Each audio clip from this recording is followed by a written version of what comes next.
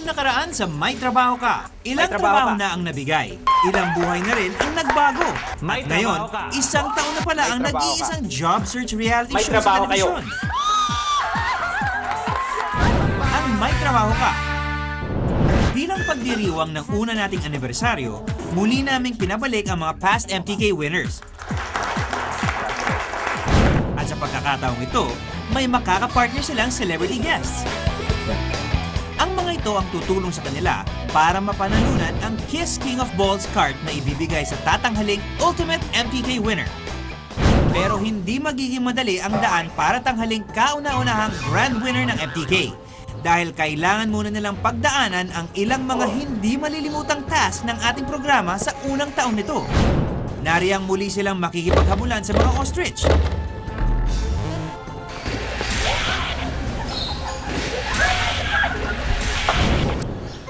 Yan ang tamang pagkuha ng itlog ng ostrich. Boys. Sa task na ito, tumiklop ang tuhod ng Sing-Along Master Series champion na si Dexter at ang katandem niyang ever-beautiful na si Icy Mendoza. Dahil dapat dun ako eh. Plano tong ostrich na to. Dahil dito, sila ang unang nagpaalam. Trivia time naman para sa ikalawang task ng ating past winners and celebrities, kung saan may mga tanong na kailangan nilang sagutin tungkol sa first year ng MTK. Asia, anong tawag sa makinang kumakain ng certificate ng mga aplikante? Microwave. Masiba. Masiba. Ngunit maninindig muna ang kanilang mga balahibo sa panlilito ni na Bangkay at Yaya. John, sino ang dating taga-TGIS na naging aplikante ng MTK? Bobby Andrew. Bobby Andrews. Kevin Costner. Beatles. Matapos ang sagutan at takutan, ang nagreyna sa entertainment correspondent series na si Aubrey at ang kapartner niyang si Kirby ang nangulelat at sumunod ng nilamon ng kadiliman.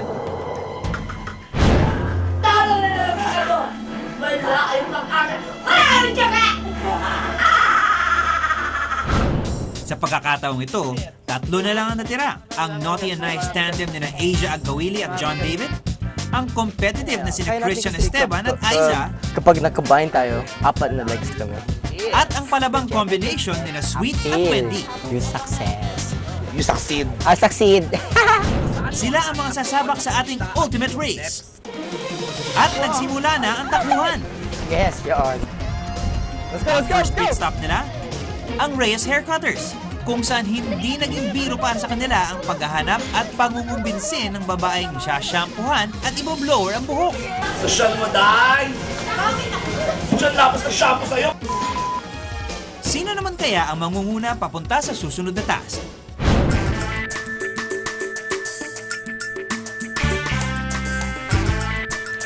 Kami ang magiging MTK Ultimate Winner dahil sa looks pa lang. Panalo na!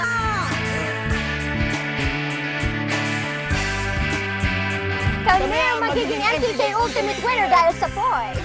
At galaw pa lang. Undefeated na! Kami ang magiging MTK Ultimate Winner dahil sa amin ang lahat ng M. Maganda, matalino, masipag, matyaga, and maharot. Hanap ka ng hanap buhay. Pila ka ng pila. Kami ang magiging MTK Ultimate winner. because we believe in the saying that beauty is in the eye of the beholder. And we hold our beauty. Good morning, ma'am, sir. How may I help you? Ano ba talaga? Ano nga ba talaga? Ano nga ba talaga? Ano nga? Kami ang magiging MTK Ultimate Winners dahil hindi lang kami winners sa chikahan. at sa kahit anong challenge, di namin naatrasan.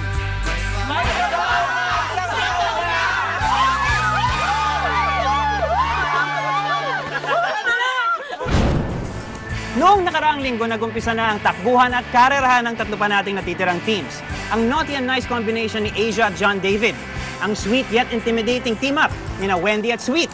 At ang smart and funny tandem ni na Aiza at Christian.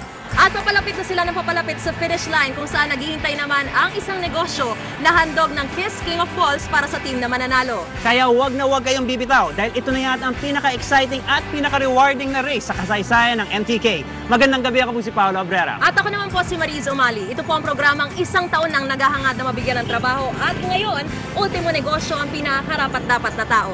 Dahil kung magtsatsaga ka at papalarin ka, may trabaho ka!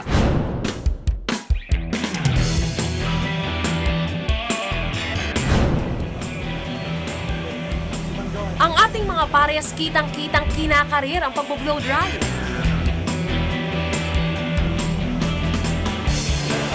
Ito pa naman, di ba kami nauna? Trabaho ko ni Wendy araw-araw. At pinanindigan nga ni Wendy ang kanyang pagiging all-around hairdresser. Kaya silang pinalad na unang natapos at nabigyan ng next clue. Congratulations, hindi mo nakalbo ang customer mo. Pumunta sa Mugen Bar sa Metro. Para sa kanilang susunod na pit stop, kailangan nilang dumiretso sa Mugen Bar sa Pasig. Matapos umalis nila Sweet at Wendy mula sa salon, heto't humahabol naman ang team ni na Aiza at Christian. Hindi mo nakalbo ang customer mo. Pumunta sa Mugen Bar sa Metro Ortigas at doon yung makikita ang next clue. Siguraduhin dalhin mo ang pang-ballroom na attire. Pang-ballroom, come on! Game, go, go, go! Where's the man? Basta kami ang unang lumabas. And we are pretty sure na kasunod namin yung sila Aiza and Christian. Mugen? So, habang tayo bumabiyahe going to Metro Walk, mauna ka na magbihis sa likod. Go!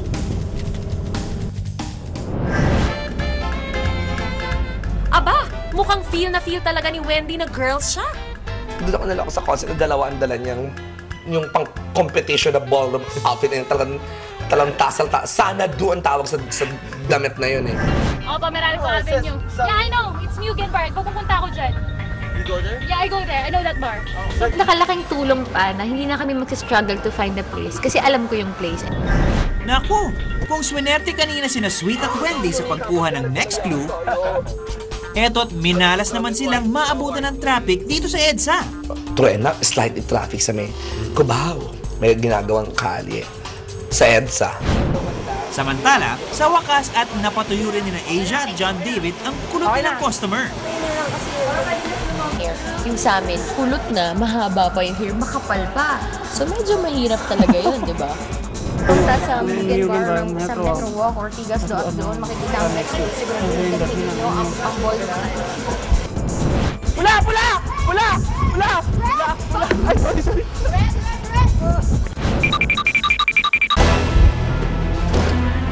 Nasa likuran yung pang-ballroom attire, di ba? Nasa na yung outfit ko? Yung bag ko! Di ba pagpasok namin, nasa na yung gamit ko? Because inisip ko na, pagdating natin doon, dapat nagbihis na nga tayo nun para paglabas natin ng, wala yung gamit.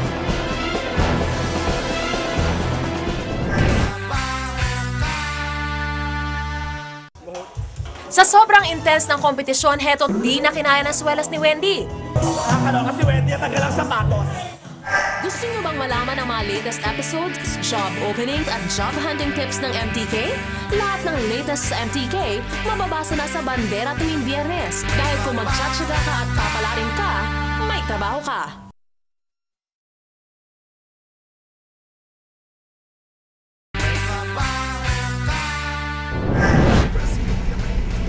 Habang nasa van, walang inaksayang oras sina Christian at Aiza. Nagbihis na agad ng kanilang pang-ballroom na attire. Okay lang ako. Kaya ko magbihis kahit saan. Yan ang trabaho ko. Yan ba yung Mugen? Alam namin yung Metro Walk pero di namin alam yung Mugen. Unang nakarating ng Metro Walk, ang kanina'y pumapangalawang sina Aiza at Christian. Dito kailangan nilang mag-ballroom dancing ala Dance Instructor Series ng MTK noong Abril. Tatlong ballroom dancing music ang sunod-sunod na tutugtog at kailangan sabayan nila ito ng tamang dance steps. Higit sa lahat, importanteng mapabilib nila ang MTK Dance Instructor Finalist na si Jose para makuha nila rito ang next clue. Ilang minuto lang ang pagitan, nakalusot na yata sa kalsada ang kanina'y na traffic na sina Sweet at Wendy. Ballroom na kami. Alam mo, kami ang unang lumabas ng Reyes Hair Cutters. Naloka kami na pagpasok namin, nandun na si Christian at saka si Aiza at sumasayaw na sila. I was really shocked na bigla na rin dumating sila dyan. Bawal sa gitna eh! We need to dance at the start of the song! At bawal pumasok ng ano. Hindi, at saka later, nag-umpisa na yung music. Dapat antayin mo matapos bago kami magsimula. Ataros, hip-hop! There's sanay with like familiar, like the 80s, the like all kinds of different types of dances. And I'm like, I only know hip-hop. Ay, nako! Hindi ko marunong mag-ballroom dancing! Kailangan ko siyang dalhin. Kasi sumasayaw ako eh. Although may alam ako konti, hirap sabayan ng tamang ano ba yung galaw. Basta kailangan mo lang galawan.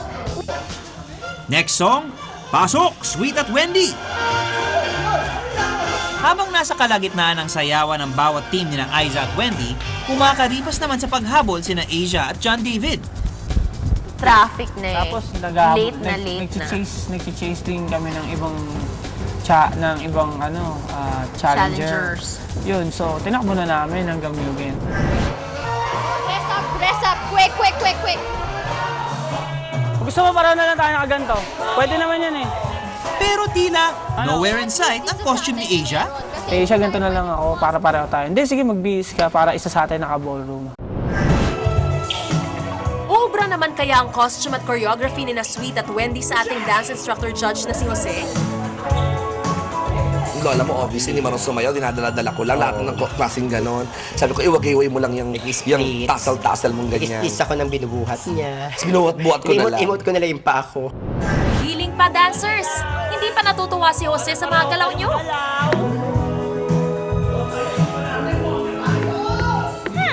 Sigurado ba kayong ballroom yung ginagawa nyo, Sweet at Wendy? So sabi nung dumadaan kasi siya eh, yung nagja-judge. So sabi niya, parehas lang yung nakikita ko, walang pagbabago. So parang kami, sige, isip tayo, ganyan. Good thing marunong din siyang sumabay eh. Aba, sa sayawang ito na kaya makabawi ang abstract dancer na si John David at hot babe na si Asia? Ako nahihirapan ako kasi hindi naman talaga ako, until now, sa totoo lang, hindi ko siya madidistinguish yung boogie ng swing, ng cha-cha is cha-cha, but then very basic din yung cha-cha ko. Ako alam ko yung sayo, kaya alam pag yung kanta, tapos pag sumasayaw ka na, syempre nagpapanik ka eh. Tapos niisip mo pa yung challenger, una na sa'yo. Oo. Na mental block ako. Alam ko yung tugtog, alam ko yung sasayaw dapat kasi tinuro sa amin yun. Pero nakakapagod kasi paulit-ulit, medyo mahigpit si D.I. Jose, talagang mahigpit. Suplada, lola mo. At talagang the height, at talagang hindi siya natinag sa presence ko. At napitan niya talaga ako. Parang tinalakan niya ako ng, pagod ka na ba? Ka na ba, sweet? Ginanon ako. Magkita na baklan to. Sa sobrang intense ng kompetisyon, heto't di na kinaya ng swelas ni Wendy. Kasi Wendy, tagal ang sapatos. Alam mo yung unang tanong ko sa kanya, kung natanggal yung swelas, si paa mo na yung nasa ilalim. Yung pala may lining pa pala. May lining pa siya. May nagburlis daw sa kalagitnaan ng race? Abangan!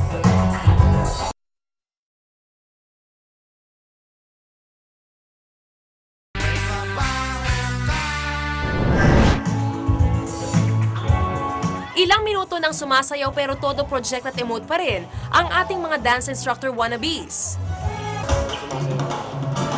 Matapos ang ilang tugtugan at sayawan, tila na-impress na sa wakas nila Sweet at Wendy ang ating hurado. Thank God my mother was a PE teacher. May idea ako more or less ng background on dancing, mga kinds of ballroom dancing, like rumba, waltz, cha-cha, salsa, lahat.